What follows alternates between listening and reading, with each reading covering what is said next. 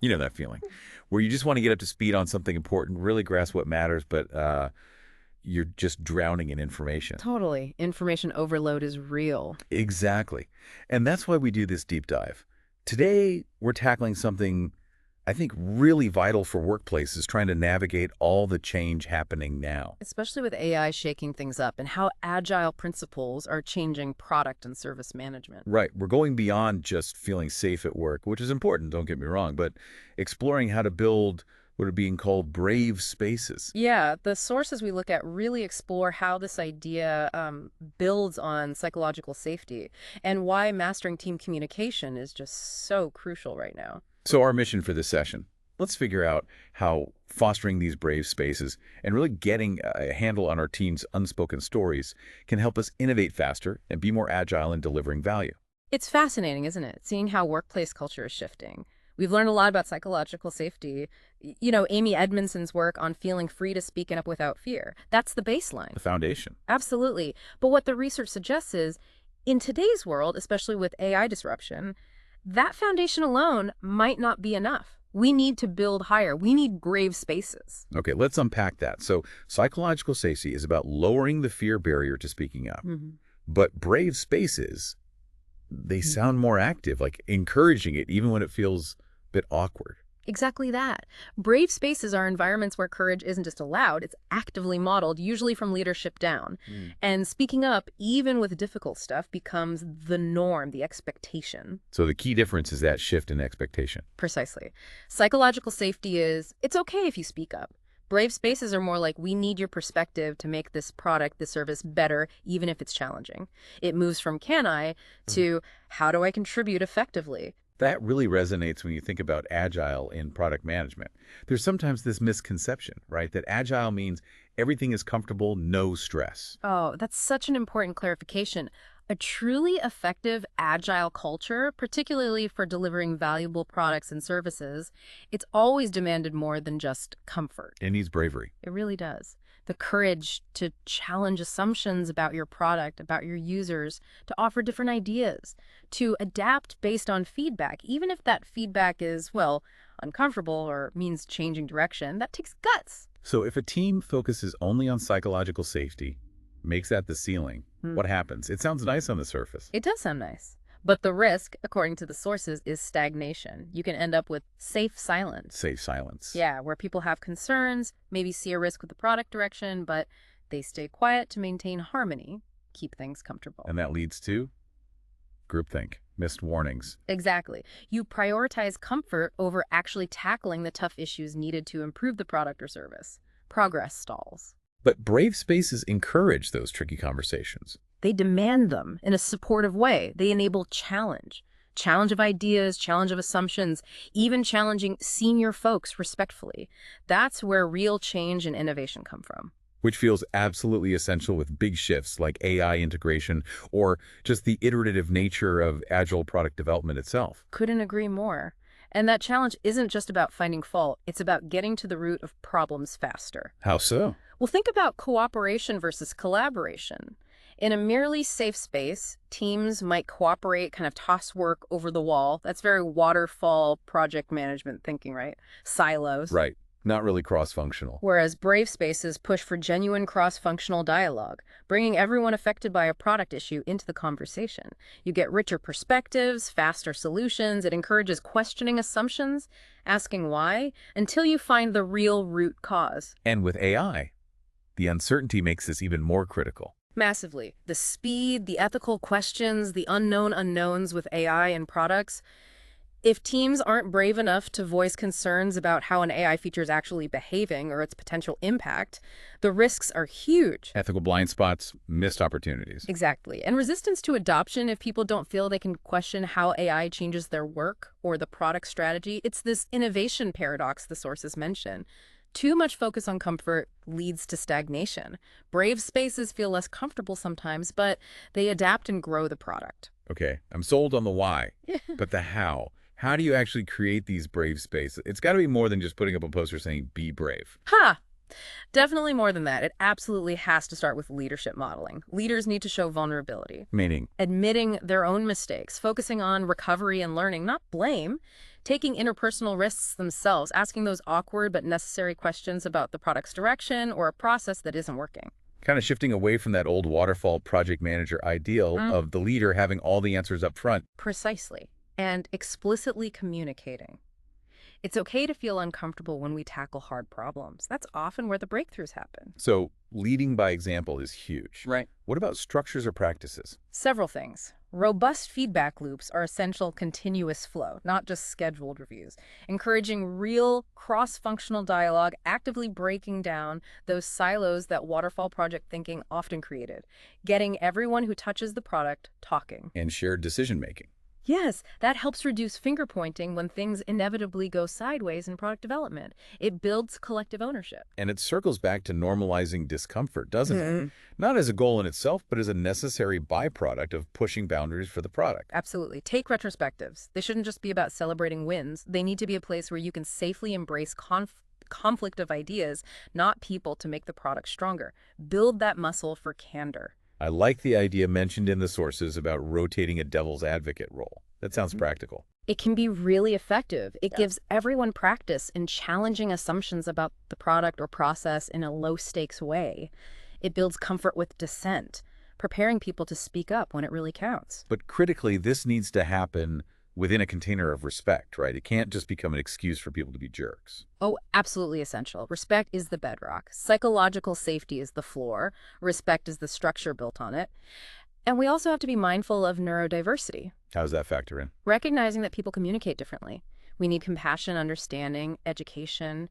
Meetings might go off script. People might communicate more directly or less directly. It needs to be safe to make communication mistakes as we learn to work together better on our products. Maybe offering different ways to contribute. Exactly. Things like asynchronous input shared docs, chat threads before a meeting can be great for those less comfortable with immediate verbal sparring, but who have valuable insights for the product. And overarching all of this, leadership support is non-negotiable. Management has to back this up, ensure it's safe for everyone. So, assuming we're trying to build this, how do you know if it's working? What are the signs your team is actually getting braver, moving in the right direction? You start seeing positive indicators like more constructive dissent, people disagreeing, but it leads to better product ideas or catching flaws earlier. Blocker is surfacing sooner. Yes, exactly. And people feeling confident enough to reassert a concern if it wasn't addressed the first time. Better risk identification overall for your product development. And the warning signs. When is it going wrong? Big red flag. Disrespect disguised as candor. Bullying behavior under the banner of just being honest. That's toxic, not brave. What else? Another is burnout masked as courage. If it's always the same one or two people raising the tough issues related to the product, that's not sustainable. It suggests the burden isn't shared, and others still don't feel safe enough. Feedback is so core to agile product management. How does this connect to giving and receiving feedback, especially the tough kind? Brave spaces make feedback loops way more effective. Ideally, feedback is open and direct. But the sources do acknowledge that anonymous feedback can be a temporary bridge, especially while you're still building that initial psychological safety. But not the end goal. Avoid that suggestion box mentality. Right. It's a scaffold, not the permanent structure. If you use it, synthesize the themes, publicly focus on the issues, the data about the product or process, not the people. And critically, show visible follow-through on that tough feedback. That builds trust like nothing else. Shows that speaking up actually leads to change. Maybe even track some simple metrics, like the ratio of constructive dissenting points in retros. Could be useful, yeah. Something to measure progress. Ultimately, you're looking for that progression. Psych safety enables trust enables healthy challenge, and challenge fuels growth. That's the heart of business agility for product delivery. This is great. Now, another key theme was mastering team stories. What's that all about in an agile product context? Okay, this is about those hidden interpretations we all make. The unspoken assumptions that can really poison trust and collaboration if we don't bring them out into the open. Give me an example. Sure. Say a team member keeps missing deadlines on their user stories for the product. One person might tell themselves they don't care about the product. Another thinks they're overloaded. Another assumes they lack the skills. These are all stories. Based on the same fact, missed deadlines. Exactly. When we don't have all the facts, our brains rush to fill the gaps. And often, we fill them with worst-case scenarios. Then we react to our story as if it's the absolute truth, not the objective fact. I can see this happening constantly in retrospectives. Someone says something, and instantly you're assigning intent, maybe negatively. That's Daniel Kahneman's System 1, thinking in action, fast, intuitive, emotional. It jumps to conclusions, makes assumptions feel like reality.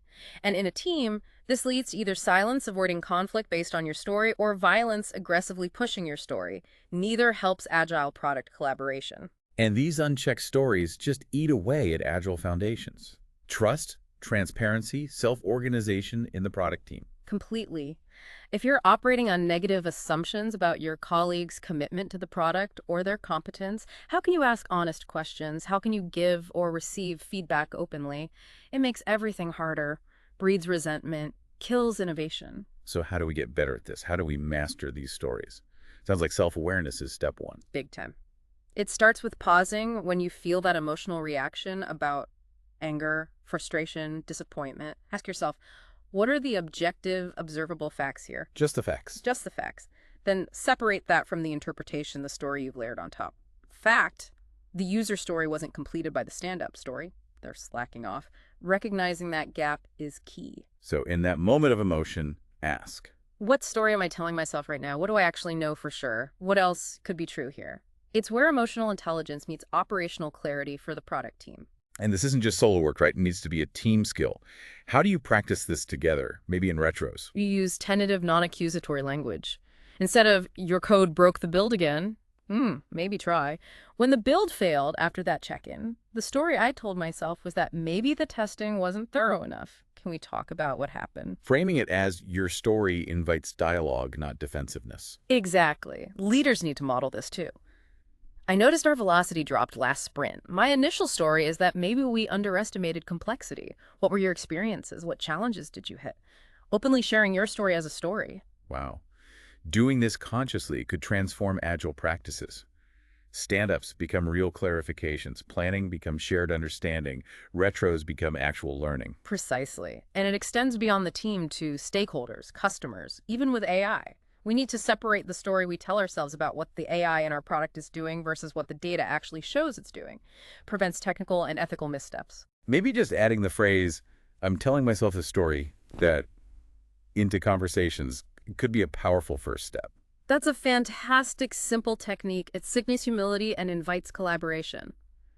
Like agility itself in product management, mastering stories is a skill. It takes practice, conscious effort. Okay, so what happens when these stories, these different perspectives, do bubble up into actual conflict within the product team?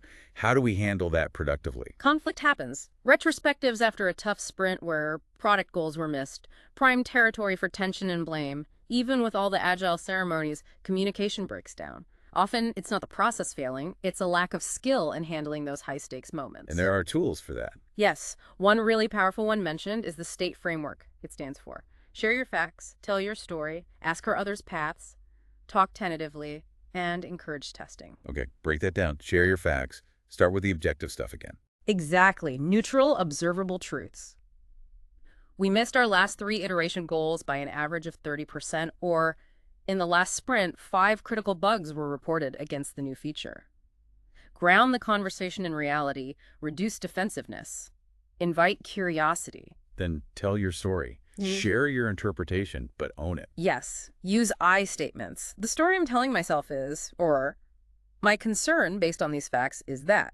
Example, when impediments aren't raised until they become major blockers for the product, I worry we're missing chances to course correct earlier. Ask for others' paths. Yes. Genuinely invite their perspective. Crucial. That's my take on it. What do you see? How did you experience this product challenge? In a review. Here's the approach we took. What did you see that we might have missed? Turn potential conflict into shared exploration. Talk tentatively. Keep it open. Acknowledge you might not have the full picture of the product situation. Use softening language. Perhaps we could consider, or I'm wondering if, during refinement, this story feels trickier than it looks. Can we be underestimating the effort here?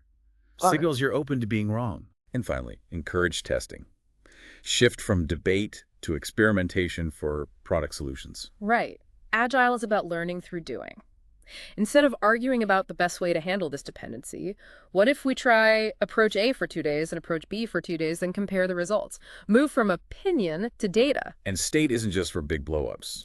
No, use it everywhere. Planning, stand-ups, one-on-ones. It helps Scrum Masters facilitate, product owners clarify priorities, team members raise concerns constructively. It underpins psychological safety. Start small. Maybe just focus on sharing facts clearly in your next tricky product discussion. It feels like these techniques, practiced consistently, become habits, then just part of the team culture, leading to more resilient product teams. That's the goal. High-performing teams that handle complexity with grace. Now, the outline specifically called out crucial conversations for AI implementation. Why the special focus there? Seems related to what we've discussed. It is related, but the stakes with AI are often higher and the conversations are frequently avoided. Sources point out that many AI projects fail not because the tech is bad, but because the human element gets ignored. The crucial conversations don't happen. Exactly. AI implementation gets treated as just a technical rollout, but it stirs up deep stuff. Fears about jobs, complex ethical dilemmas, fundamental changes to people's roles and identities related to the product or service. Ignore those, and you get resistance, low adoption, failed projects. So what are the key crucial conversations we must have for AI in our products? 3 big ones stand out. First, fear. Job security, skill relevance, even personal worth. Silence just lets these fears fester.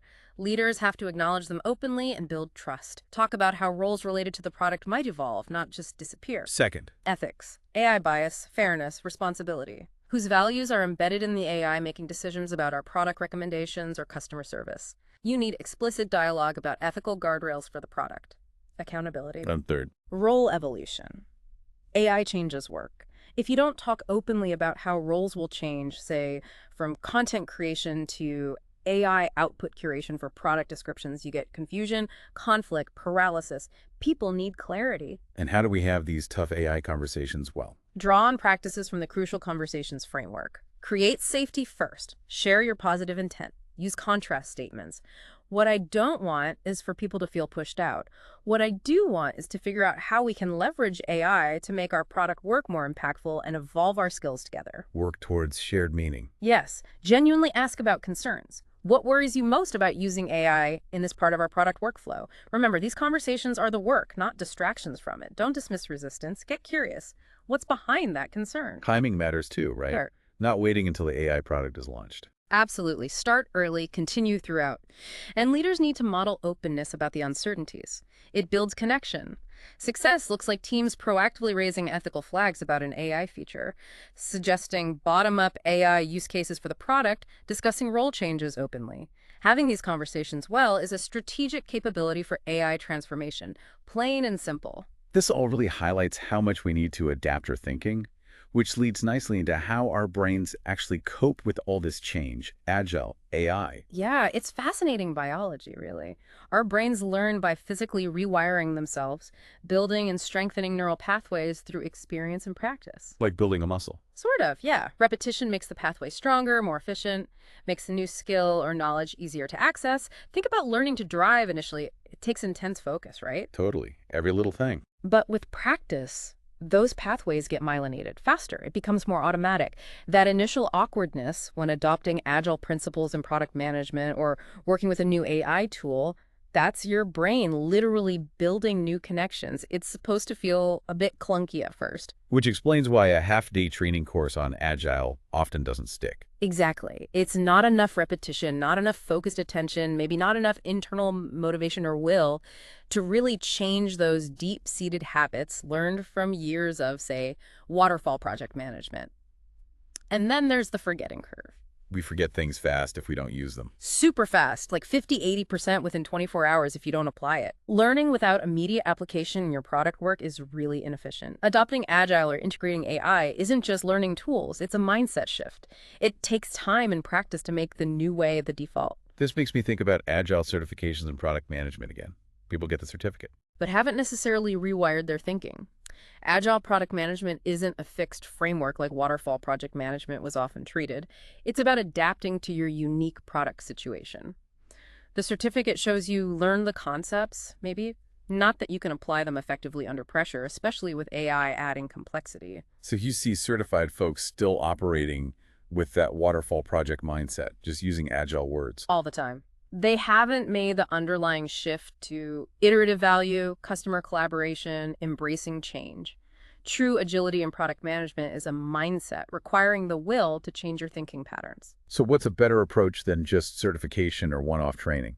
Just-in-time learning is much more effective. Learn what you need for the next step in your actual product work, then apply it immediately. It beats the forgetting curve, builds confidence through small wins. It's incremental, like Agile itself. Exactly. Small steps, inspect, adapt, improve. It gives your brain the time it needs to adjust, to rewire. Think of it like upgrading your brain's operating system for product management. You do it piece by piece. Change is scary, though. Our brains like patterns. They do, for evolutionary reasons. But in today's product world, sticking to old patterns, like waterfall project thinking, can be far riskier than adapting. The key is small, safe steps. Practice gradually.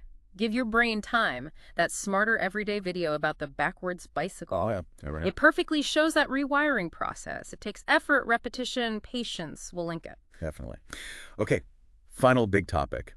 Scaling Agile in product and service management. Lots of organizations want to do this after some team-level success. It's a common ambition. You have a couple of product teams doing well with Agile, delivering value iteratively, getting good feedback, and leadership thinks, great, let's roll this out everywhere. But it's not that simple. Rarely. Scaling Agile means expanding that mindset and those practices across more teams, often involving coordination between them. There are frameworks, SAFe, LeSS, Nexus, but just picking one off the shelf and imposing it is often a recipe for trouble. Even Spotify's model wasn't meant as a copy-paste solution. Why do organizations want to scale? What are the drivers usually?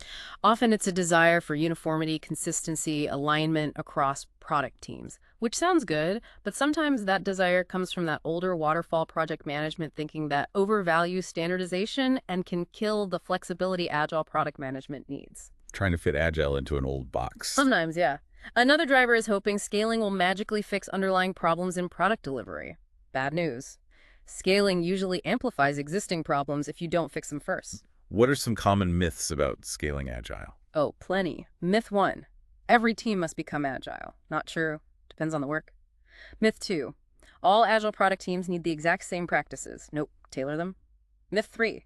Scaling automatically fixes communication issues, only if individual product teams are already communicating well. So what are the ground rules for considering scaling Agile product management? Rule number 1. You can't scale nothing. Your individual product teams need to be genuinely proficient in Agile basics first. Scrum, Kanban, defining value, slicing work. You need leadership buy-in, not just lip service, focused on product value. Trust and safety are prerequisites.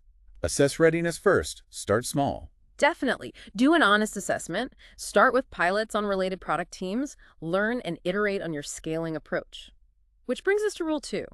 Scaling has a magnifying effect. Meaning it blows up good things and bad things. Exactly. Good collaboration gets better. Poor communication, silos, dysfunctional leadership impacting product decisions gets much worse, often straining relationships and shifting focus from valuable product outcomes to just output. And rule 3 was avoid scaling if possible. Seems counterintuitive.